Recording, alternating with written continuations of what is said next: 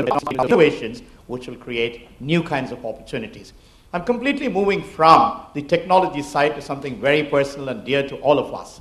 Today there is technology, some of us must be aware, thanks to gene sequencing and genetic engineering and so on and so forth, that even while the child is being formed in the mother's tummy, we could actually personalize the medicine and the preventive care that we'd like to give for this particular child who's likely to see the light of the world probably 10 months down the line.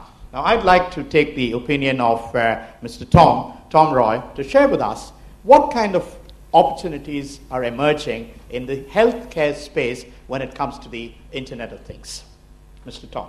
Thank you. First of all, I'm not a healthcare expert at all, and nobody actually in this panel, other than the esteemed gentleman from Cisco, really knows where IoT is headed. We really don't have a clue. I think that just to mention Cisco is something amazing, because I think they are the leaders at the moment in this field. But just to mention a couple of things that are happening in healthcare and IoT. Apple, by the way, have a clue on what's going on in this field, which is why you'll notice that they are heading towards health-driven wearables. Their new watch is going to be completely focused essentially on health apps. This is interesting because someone once told me that health and healthcare and IoT is 10 times a better prospect for businesses than music is. So if you see a shift that Apple's making from music to health, it's financially driven, actually. There is one formula I like to use about IoT and healthcare, which is M2M, machine to machine, equals VA for HP.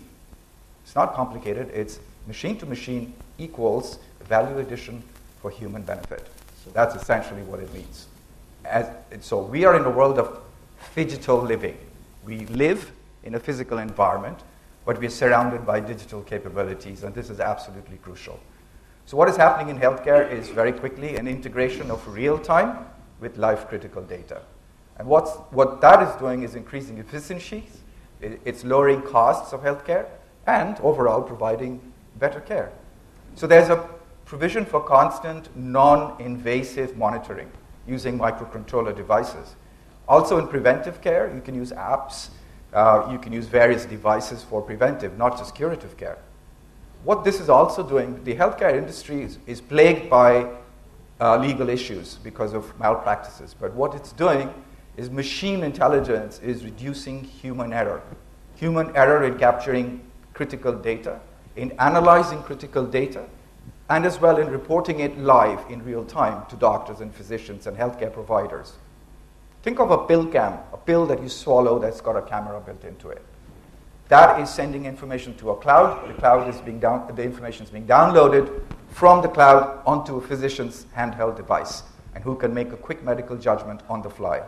Senior health for elders is a critical area that IoT is hugely beneficial in. It's providing people with monitoring, reminding people to take pills.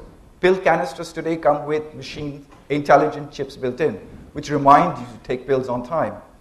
The other one critical area that machine-to-machine is important in healthcare is that in maintenance of analog machines. So machines are being predictably repaired and maintained so that there's no downtime in critical times. I'll close with what's happening at home in healthcare. So there's baby monitors, there's intelligent diapers, there's insulin tracking, there's environment monitors, which monitor the level of oxygen, the levels of pollutants in your home. Wearable technology is changing health. You have Fitbit, but Fitbit is just the beginning. There's smart scales that tell you what you should be eating that day because you probably gained a few ounces. There's food balancing smart fridges. Samsung is actually promising us long term that they're going to come out with not only smart fridges which will let you know that you're out of eggs, they will tell you whether you should have an egg that day. And smartphones and apps. So yeah, that's a huge benefit. That's fascinating and at the same time scary. A bunch of machines going to control my healthcare. That's kind of crazy, but that's the way the world is moving. And I don't want my fridge to stop giving me food saying that you've eaten enough for the day. But that was very interesting, from the healthcare perspective. Obviously, linking that with what Amar said in terms of disrupting technologies, obviously manufacturing is going to be very different from the way we understand it. So manufacturing sector, what kind of disruptive technologies, how is the Internet of Things going to revolve around it? I'd like to take the esteemed opinion of our friend from Samsung, Mr. Irsan, Mohammed Irsan. Device manufacturing, to be more precise. Yes, sir. Hello.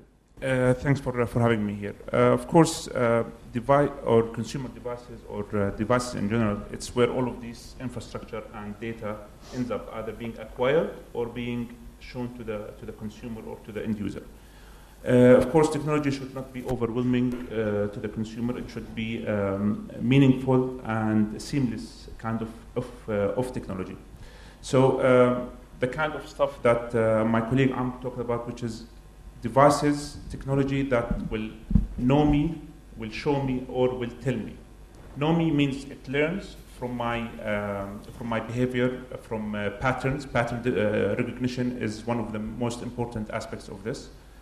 Show me, which is the gathering and showing of all of these complex data in an easy and readable or big data as an easy to understand. And tell me, which means suggesting meaningful suggestions to me. Like the fridge aspect, for example, if you have a certain components, it can suggest what should I be cooking tonight, keeping in mind the health status or if there's any kind of chronic aspects of it. Of course, B2B or B2C, it's a complete different kind of drivers for device manufacturing, but the goal is the same. At the end, it has to be smart design, smart experience all the way. I think you ended it on the right note in terms of design. A few weeks back, we had Apple launching iPhone 6 and wearables. Since we run a business school with undergraduate and postgraduate students, we were actually running an innovation workshop which synchronized with the dates that Apple actually launched the smartphones. And they also had a wearable. So we did a dipstick survey among 150 odd young undergraduate and postgraduate students with the age group of 19 to 25. And here's the bad news. None of them really liked the Apple design for the wearable. They said it doesn't look wearable. It isn't chic. It isn't cool. And this is the reaction of the youngsters who probably Apple was trying to target. So the question, apart from the manufacturing and the technologies around, is the element of design. So we have Eamon Carey who will tell us how would the design element integrate into this Internet of Things. Eamon. Thank you, and thanks for the invitation and the opportunity to be here. I think if we think about design and business in the Internet of Things, we have to think about the Internet to start with. Right? What is it that we use the Internet for? What is it about it that makes our lives better? What is it about it that is the reason behind so many people using it? And I think my colleague Tom Roy touched on it here. It's about human efficiency, right? The Internet, mobile apps, all of the things that we do make our lives slightly better, maybe slightly easier. They improve our efficiencies. They improve the efficiencies of our business. And I think that's what's going to have to be taken into account in terms of the design of products and devices and apps around the Internet of Things. If it's not simple, no one is going to use it. And I think that's one of the difficulties with the Apple Watch at the moment is I'm not entirely sure people fully understand what the use case is. But then that was also the case when the iPad came out and everyone said, well, tablets, no one wants that. We have laptops and we have phones. And I was one of the ones that said, I have a phone, I have a laptop, do I need an intermediate device? And I didn't buy one for 2 years. And then when I did, it's now become almost surgically attached to my body. And I think the design components of these devices that we'll have over time will be crucial. I think ultimately they're going to have to be things that make our lives slightly simpler, make our lives slightly more meaningful. And if you think about products and technologies that have been massively successful in the consumer space from the app point of view, I can still walk out on the street and hail a taxi, but I use Uber or I use Careem. Right? I can still dial a pizza number and get a pizza delivered, but I use Just Eat. They make my life probably 1% better, 1% more efficient. In the same way that we saw in the video there, I can find out a parking space before I get to a mall. I can I can turn on the engine in my car before I get in and have the heating come on. It's a bit more of a problem where I'm from in London than here. I can turn on the aircon when I'm on my way home in the evening. Although slightly creepily, I think there was a piece where a lady was tracking her husband's fitness I'm not entirely sure I want my wife to see my heart rate when I'm working out or pretending to work out, as is frequently the case. So I think from a design perspective, there's going to have to be a lot of simplicity. The devices are going to have to be super simple to use, super simple to install, and slight no-brainers for people, because I do think there will be massive privacy implications and issues that will rear their head over the next couple of years. But the people who get that level of simplicity right, that value proposition right in terms of what the device does and why it makes your life better, they will be the ones that win. And I wouldn't rule out the fact that over time, Apple, Samsung, and a lot of the other kind of device manufacturers that will make smart watches will be able to refine that value proposition, whether it's in healthcare, whether it's in personal tracking, whether it's in quantified self, or whether it turns out that actually everyone uses their watches for some totally different reason that we haven't figured out yet. But I think you're right. My bet would be on, I think healthcare is the, well, if you look at healthcare versus music, how many people here love music? Right? How many people here love being alive?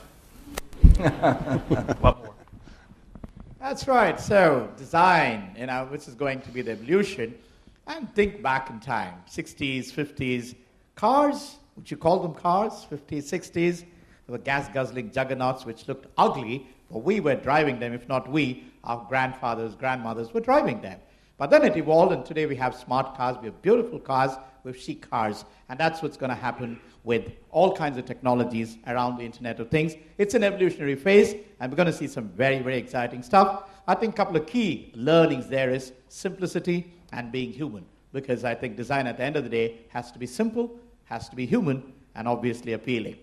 We're moving into another very interesting area. So from the design of things, manufacturing, healthcare, so on and so forth, Nike introduced a few years back a very interesting initiative called Nike Plus. Some of us may have been familiar with it. Nike Plus would be an interface between you, your running shoes, your athletic prowess, your progress in terms of healthcare, and connecting with a global community of like-minded individuals. Now that's a classic example of a wearable right under your foot. And this evolved, and today we have all kinds of wearables, right from tracking your gymnastics and activities in the gym, from looking at food habits, looking at various things and probably tracking us. And many smartphones are now building these wearables as part of the gadgetry. So my question next to Hussain Salem from IBM is, wearable technologies and the future of consumer electronics. Thank you.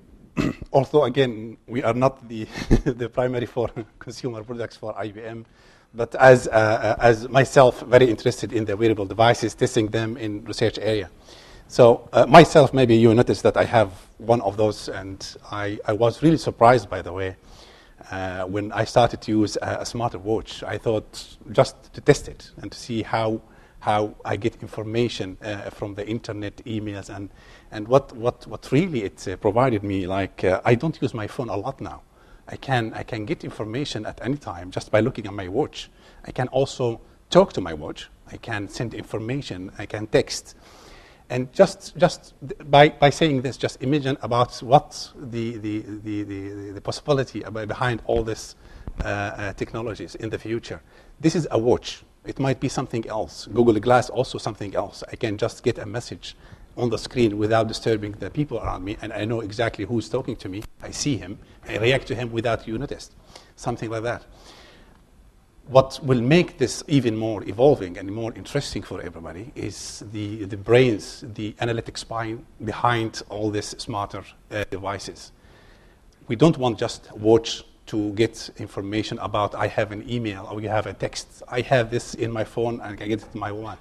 But just imagine that you can ask a question about your healthcare, about finance, about traffic, about a location, about anything you want, about a product you are looking at in the retail, and you get immediately the most appropriate information about that question. Then this becomes very interesting. I don't want to go back to my laptop or my phone and type it. I want to talk. I want to use my natural language. And I think this will make the next step when we become more human. Oh, brilliant. And we are trying to talk with our machines and try to get help from them. Then I think the interaction will be different. We are not talking about apps. We don't talk about devices. We are talking about concepts and new ideas. And this will be evolving to unlimited possibilities. Very interesting. So the future is going to be even more exciting and equally scary. Now, A few years back, neuroscience came back by saying that our brains are now always looking for innovation, is always looking for novelty. It gets sick and tired of things that it's seeing every day, so it is going to look for new kinds of satisfiers, new kinds of gratifications. In fact, there's a lot of motivation research that says that people today can't be satisfied with the stuff that they had, say, last month, last week, last year, which is why rewards, bonuses seem to be taking a completely different U-turn in different industries. So, if that's the case across people's gratification, how do we ensure, how do we enhance customer satisfaction in the sphere of Internet of Things when design, manufacturing, products, services are evolving for various kinds of better or for worse reasons? I want Tom's esteemed opinion on that. Being in the communications industry, marketing strategies, how do you ensure customer satisfaction, one, in a rapidly evolving field like this, two, in terms of the rapid space at which consumers are rejecting products and services? You just talked about wearable. Now, wearable for us 2 years ago was a huge opportunity area. Today, it is something that's really scary. It is an opportunity and a challenge at the same time. So telecoms today, even in our part of the world, are continuously empowering connectivity. They are encouraging people to be online, to be in sync all the time. What does that do for those of us in marketing? I'll give you an example, or I'll ask you a question. You're standing in a bank queue wearing that watch, and that watch is transmitting live that you've been standing in that queue for 14 minutes, telling all your friends that you've been standing in that queue for 14 minutes. What does that do for that bank's social media? So how does SOLO-MO, social, local, on mobile, work against brands sometimes? Because wearable technology, machine-to-machine talking to each other, is also ultimately talking to human beings, letting you guys know that that bank queue is really long.